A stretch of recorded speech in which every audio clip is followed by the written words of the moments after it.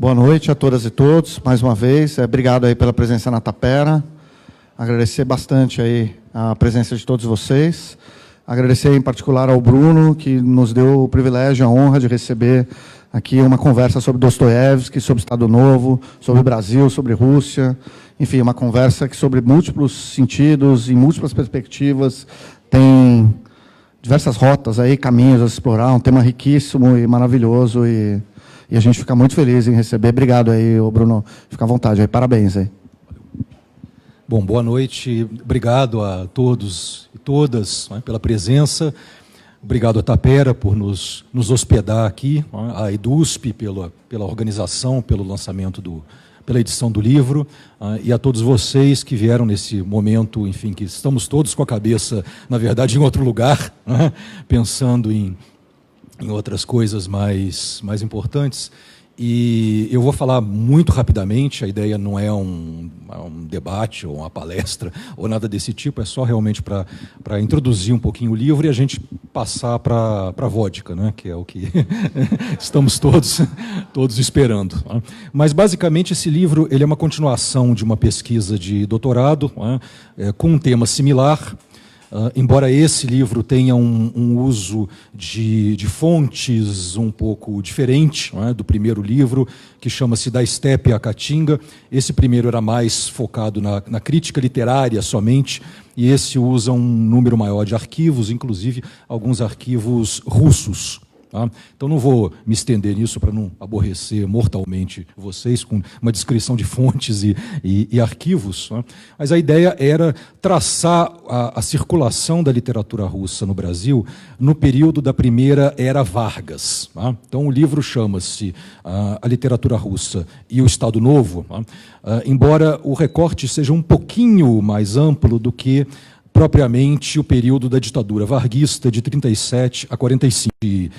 Relevante, importante, no caso do Brasil, eu tinha que recuar um pouco e voltar ao início da década de 30. Por quê? Porque o argumento é que há duas febres russas na primeira era Vargas. Primeira era Vargas, não estou me referindo à volta, portanto, do Vargas nos anos 50. Somente de 30 a 45. Há duas febres russas. Há uma primeira febre de edição de literatura russa, de crítica literária, no começo da década de 30.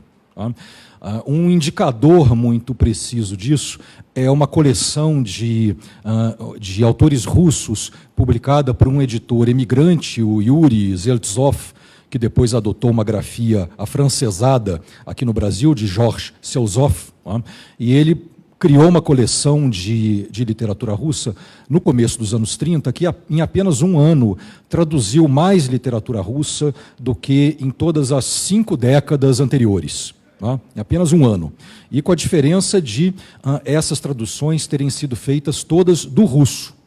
Então, isso é um indicador muito claro de que o mercado editorial brasileiro tinha passado por uma virada muito substancial. A literatura russa talvez sirva como um bom indicador desse novo estágio da questão. E essa febre de eslavismo, o nome não é meu, foi o Brito Broca, um crítico da época, que chamou essa efervescência russófila do começo dos anos 30 de febre de eslavismo. Essa febre ela vai prosperar até mais ou menos meados da década de 30. E principalmente até 37. Quando entra o Estado Novo, há um corte muito abrupto dessa movimentação editorial e crítica. Praticamente não há, nos anos seguintes, publicação de literatura russa. Os críticos que vinham trabalhando com textos russos no começo dos anos 30, nessa primeira febre, eles ou têm que mudar de tema, ou eles têm que se exilar. Bom, enfim, eles fazem mais ou menos o que o candidato, o impronunciável, se referiu há pouco tempo. Eles têm que ou sair do país, ou eles vão em cana. Basicamente é isso o que acontece com editores, tradutores e interessados por literatura russa quando Vargas chega ao poder. Então há um desaparecimento do interesse russo, num primeiro momento, e isso vai durar até a reta final do Estado Novo, quando há aquela virada que talvez muitos de vocês conheçam, que é uma fratura no interior da ditadura varguista, porque o Brasil vai lutar, junto com os aliados na guerra, e torna-se cada vez mais insustentável a situação do regime varguista, já que no exterior estava se lutando pela democracia, ao lado, inclusive, do Exército Vermelho. Como você vai justificar uma ditadura pautada, em larga medida, no anticomunismo, sendo que agora você está ali ao lado do Exército Vermelho? Então, a coisa vai ficando insustentável e aparece uma segunda febre de literatura russa, exatamente associada a esse momento de crise do Estado Novo e alinhamento do Brasil com os aliados. Então, tem várias publicações novas, tem um boom editorial que é o maior volume de literatura russa publicado no Brasil até hoje. Em cerca de 2 anos, publicou-se mais literatura russa do que nos 10 últimos anos aqui no Brasil, que é um período que todos nós sabemos, tem vários tradutores, leitores e estudiosos, a coisa parece estar realmente fervendo.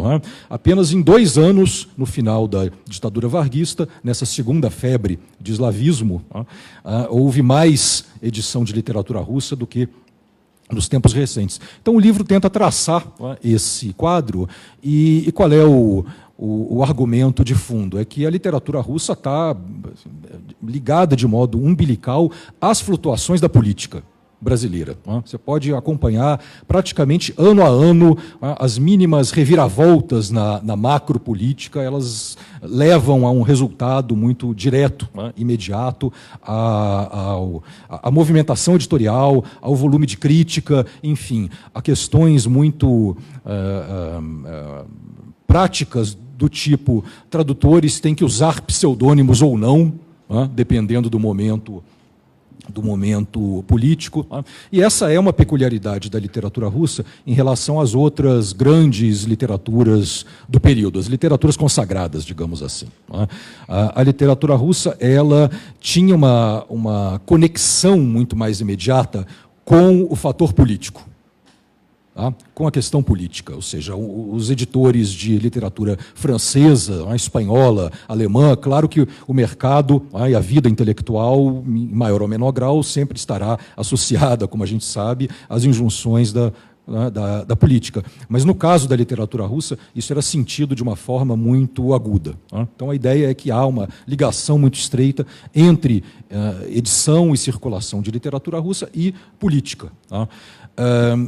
Agora, o curioso, ou talvez o trágico, é que eu terminei de escrever esse livro como uma tese de livre docência no começo de 2016, em que a situação já estava se encrespando, mas talvez não sabíamos àquela altura que teríamos saudade de 2016, O medo maior era esse, que a gente vai ter saudade de 2018.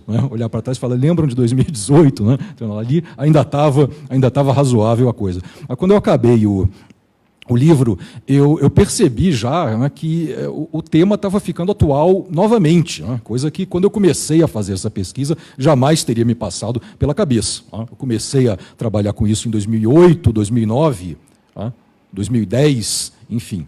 E tem um capítulo aqui que é dedicado à relação das direitas, e eu chamo no plural, seguindo uma série de historiadores, porque a direita não é uma coisa só, ela é, como a gente também pode acompanhar, tem alguns pontos de convergência, mas também diferenças importantes. E há um capítulo que estuda as relações das direitas brasileiras com a literatura russa, mostrando que há, enfim, respostas de tipos os mais variados. Tem desde aquela direita mais canhestra, que apreendia, por definição, de saída, qualquer coisa que fosse vagamente, tivesse vagamente um cheiro de russo. Então, se tivesse um nome um pouco eslavo, aquilo já era motivo de busca, apreensão, enfim, algum tipo de repressão. Não é?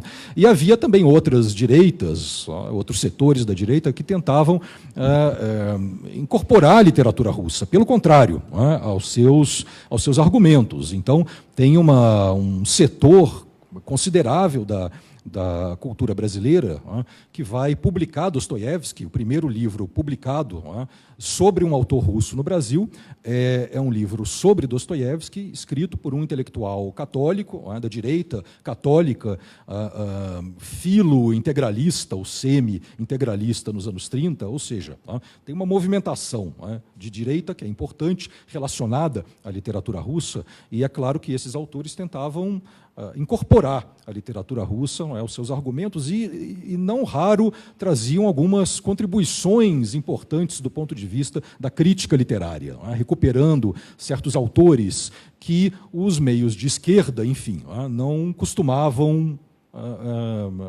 utilizar, ler. Então, eu comecei a fazer esse capítulo e o livro, de maneira geral, com uma visada acadêmica, universitária, um interesse scholarly no assunto. E quando eu acabei o livro, em 2016, eu percebi que o tema tinha voltado a ficar atual do ponto de vista político, e agora mais ainda. Você acha que todos nós estamos passando por esse tipo de angústia, em que medida que os nossos livros continuarão, os nossos livros russos, as nossas traduções, já que boa parte do que está acontecendo aí, inacreditavelmente, de uma forma tão bizarra, uma pauta anticomunista completamente absurda no horizonte, e isso está tendo efeitos reais na vida cotidiana. Não é uma mera fantasmagoria, é uma fantasmagoria que tem efeitos práticos, concretos. E já que, então, estão batendo em gente na rua porque usa camisa vermelha, o que impede a apreensão de textos russos daqui a pouco, porque supostamente eles estão ligados. Ou seja, não é mais implausível pensar nesse tipo de situação. Basta um delegado, hoje vocês viram aí a quantidade de universidades que foram invadidas com mandados de apreensão de panfletos, enfim, bandeiras antifascistas. Não há nenhuma relação direta, explícita, melhor dizendo. Há uma relação direta, mas não há uma relação explícita com a campanha partidária. Estudantes colocaram bandeiras antifascistas em mais de um lugar, o que sugere uma ação coordenada. Essas bandeiras foram removidas sem mandado de nenhum tipo, com inclusive ameaça de prisão de professores, e alguns alunos foram presos em certos casos, isso no Rio Grande do Sul, em Niterói, no Mato Grosso, em Campina Grande, vários casos desses hoje. O que impede um delegado desses daqui a pouco? Por exemplo, eu menciono na introdução do livro que eu falo do golpe que destituiu a presidenta Dilma, e esperava minha filha estar ali no canto, a Laura comendo seu hambúrguer ou olhando o celular já a essa altura, provavelmente. Eu torcia, enfim, que não houvesse mais, que ela crescesse num país com muita literatura russa e pouca ditadura. Mas então, mal sabia eu, àquela altura, que talvez a coisa seja o contrário. Vamos ver o que acontece. Bom, e aí eu falo do golpe que destituiu a presidenta Dilma, eu aludo a isso quando o livro foi publicado. Eu incluí essa menção. Por que não pode aparecer um delegado ou alguém que vá cismar dizendo que trata-se de uma editora, enfim, do Estado, pública, e que, portanto, não pode haver alusão a esse tipo de coisa. Considerar isso uma forma de propaganda ou algo assim não é muito diferente do que está acontecendo.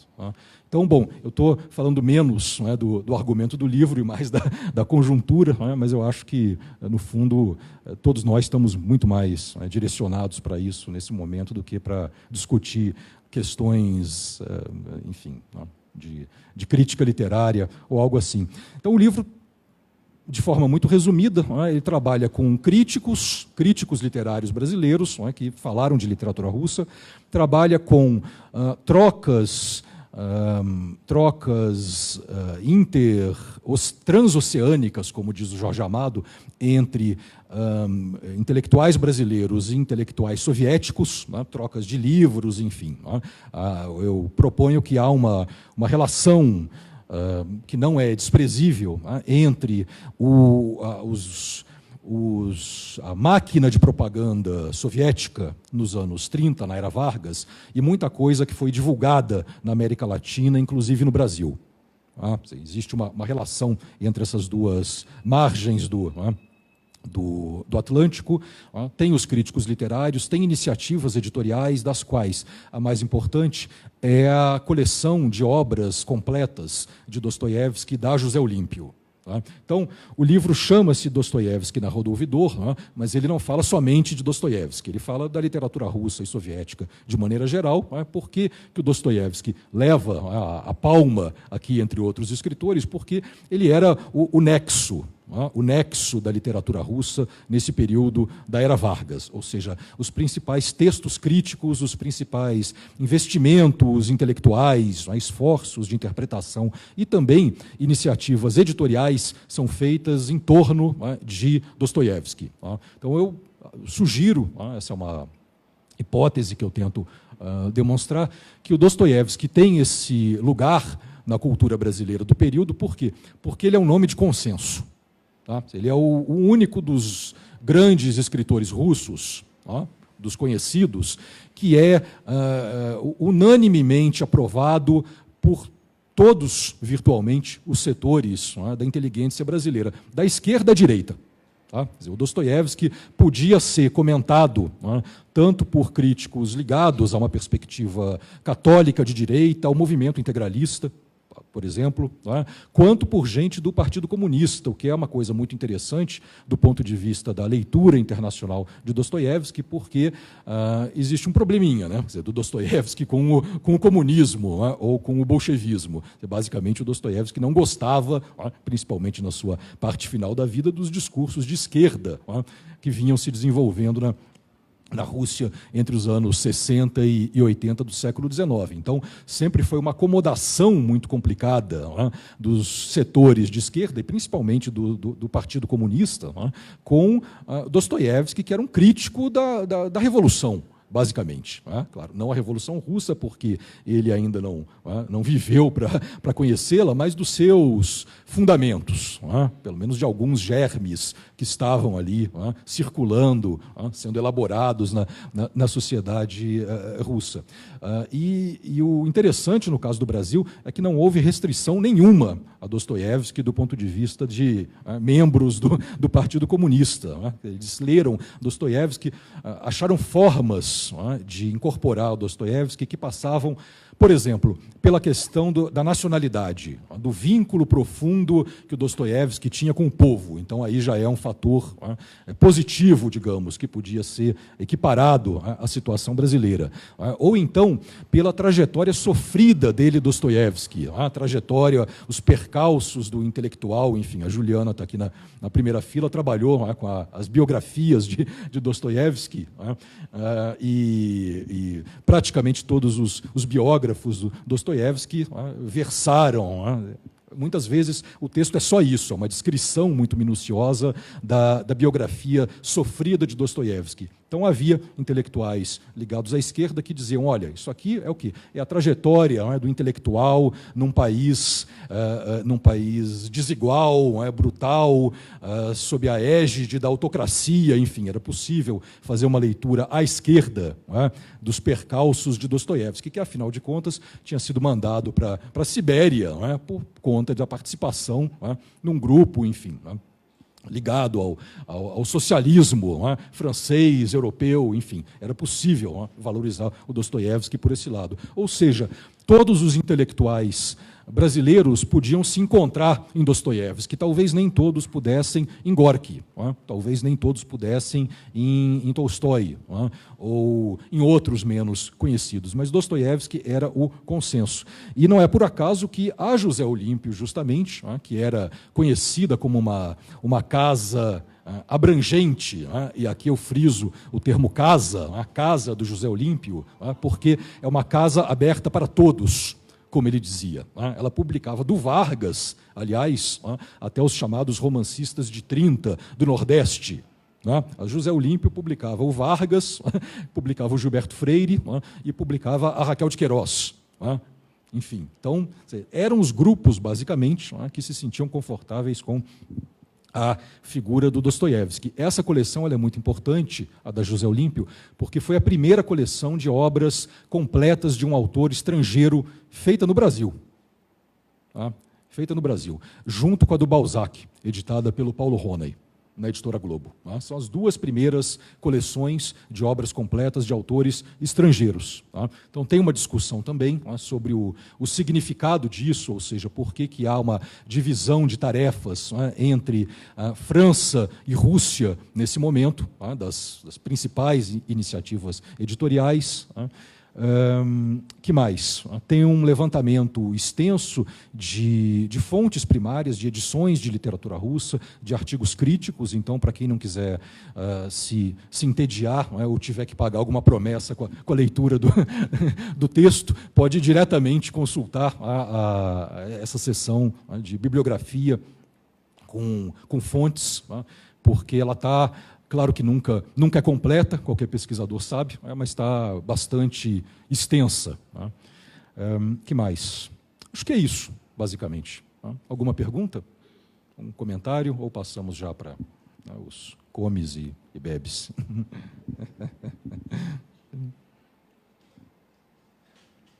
Nada? Ali no fundo. Fala. Para gravar.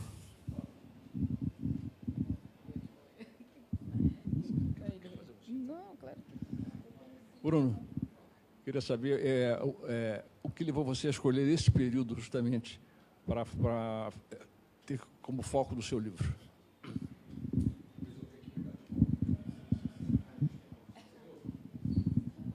Alguém gostaria de fazer mais alguma pergunta? Não? Fábio, obrigado pela pergunta. A ideia era continuar a pesquisa que eu tinha feito no doutorado, que para nesse período. Então, é uma continuidade mais ou menos lógica, também porque eu achava, a hipótese que depois foi comprovada, que esse é um período de extremo envolvimento da cultura brasileira com a literatura russa, como em poucos outros momentos talvez tenha sido.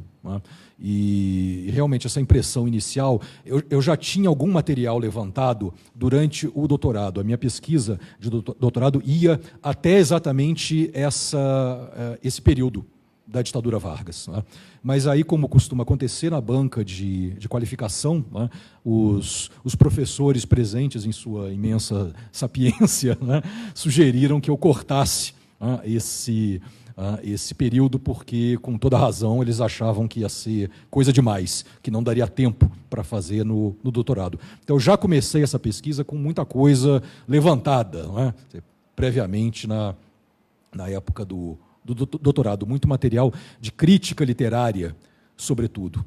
Depois foi complementado com pesquisas em arquivos, com pesquisas em arquivos russos também, e, claro, com a fabulosa hemeroteca digital da Biblioteca Nacional, que virou, enfim, uma espécie de cornucópia da abundância e da felicidade para os pesquisadores, a um ponto que chega a ser quase perigoso, porque tem gente que submerge na hemeroteca e não sai nunca mais.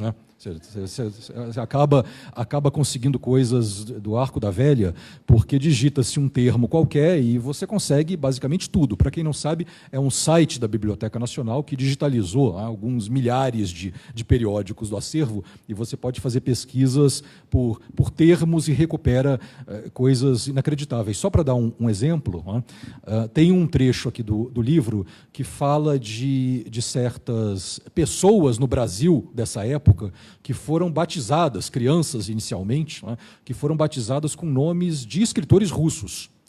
Então tem lá um Tolstói, Silveira, agora eu não lembro mais dos nomes exatos, Tolstói, Silveira, de Souza, enfim. Tem um Gorky de Almeida, tal. Como é que eu localizei isso? Jogando os nomes dos autores na hemeroteca, e a pessoa recupera milhares, não é exagero, milhares de itens. E aí você vai lá olhando um por um e chega em coisas do tipo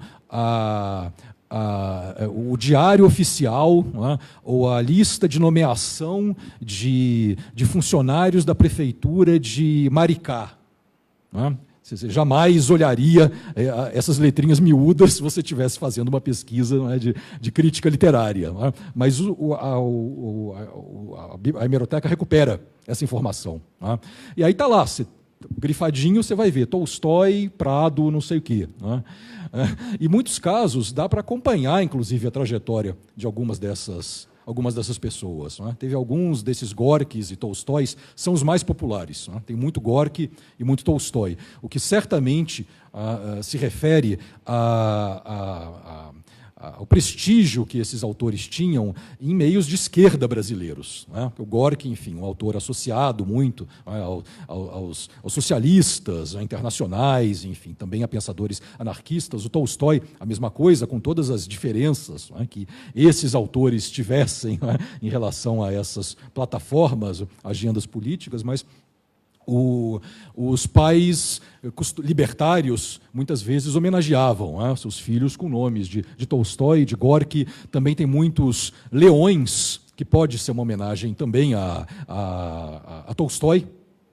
Em alguns casos, aí não dá para ter certeza em todos, mas em alguns casos é possível. Depois, claro, os Vladimirs, ou Vladimires no Brasil, que são, em muitos casos, homenagem ao Lenin. E, então, há muitos Tolstóis, muitos Gorkys, há alguns, dois Pushkins, que eu pude identificar, e coincidentemente, gente rica. É interessante, o aristocrata Pushkin, ele batizou duas pessoas que eu consegui flagrar pegando aviões da Paner, que viajar de avião... Pushkin da Silva, não sei o quê, mas viajar de avião era um troço hiper chique, enfim. E aí saíam listas no jornal, os tais passageiros embarcaram hoje, nos anos 30, no voo da Paner, para tal lugar.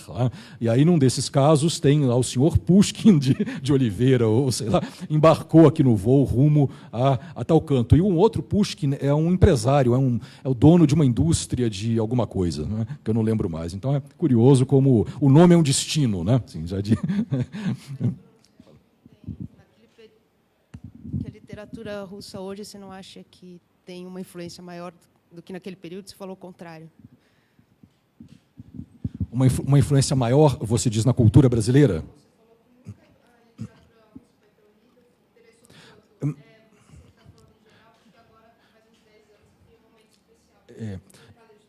Eu não sei se ela era mais lida no período, mas que havia mais publicação e mais de artigos críticos de literatura russa num período concentrado. Havia mais. No finalzinho da ditadura Vargas, houve mais publicação de literatura russa, mais livros russos publicados aqui, do que nos últimos 10 anos, somados. Praticamente um livro a cada 2 semanas.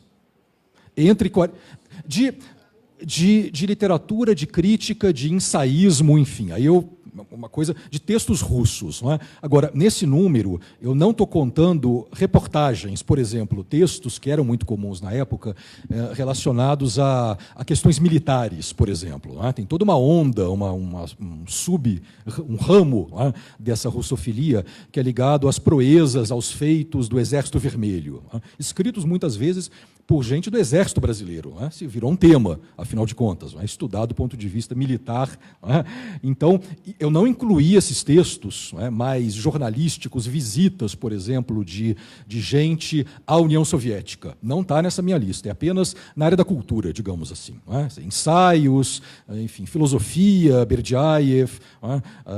Crítica literária e principalmente literatura. Tem várias traduções. Não é?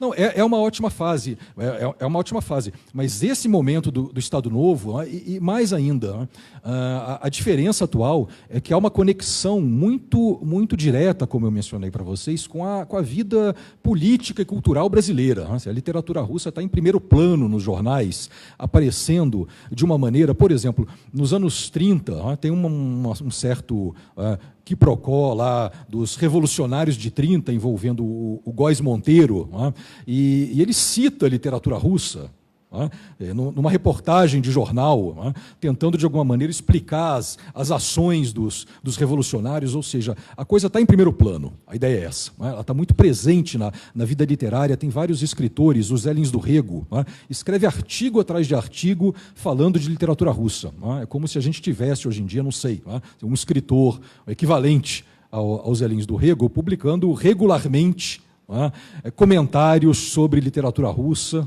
e então me parece que está mais visível. Não sei se é mais lida do ponto de vista enfim, é difícil quantificar. Acho que as tiragens, eu imagino que certamente sejam maiores agora. Né?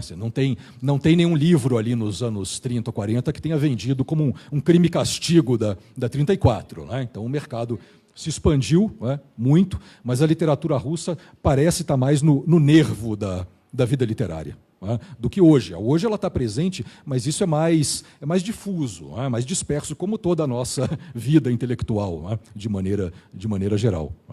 Mas, então, é possível traçar esse tipo, voltando aos nomes dos personagens brasileiros, das crianças brasileiras. Felizmente, os pais tiveram bom senso de não colocar nenhum Turgenevzinho. Né? Assim, Tolstói, apesar de contas, é mais palatável. Gorky é meio cacofônico, mas enfim, nem nenhum Fyodor, nenhum Dostoiévski, não tem. É possível olhar isso, depois eu fui ver no Facebook, tem vários Gorkys ainda hoje, tem alguns Tolstóis, e eu achei 2 Dostoiévskis no Facebook que não pareciam ser nomes fake, não, parecia ser o nome da pessoa mesmo. Então, é possível continuar a fazer essa pesquisa, mas o ponto é, esses nomes e trajetórias eu só pude recuperar ali por conta da hemeroteca digital. Jamais teria escrito essa parte se não fosse essa ferramenta específica. Então, acho que é isso, basicamente. Obrigado pela presença de vocês todos. Vamos à vodka.